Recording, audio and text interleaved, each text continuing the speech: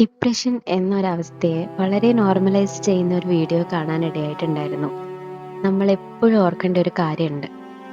ഏതവസ്ഥയായാലും അതിപ്പോൾ ഡിപ്രഷൻ ആയിക്കോട്ടെ, വേറെ എന്തവസ്ഥയായിക്കോട്ടെ, അത് നമ്മൾക്ക് അനുഭവത്തിൽ വരുമ്പം മാത്രമേ അതിൻ്റെ കാഠിന്യം നമുക്ക് മനസ്സിലാവുകയുള്ളൂ. കുറച്ച് നാളുകൾക്ക് മുൻപ് ലൈഫിൻ്റെ ഒരു സ്റ്റേജിൽ സ്റ്റക്കായി പോയൊരവസ്ഥ എനിക്കുണ്ടായിരുന്നു.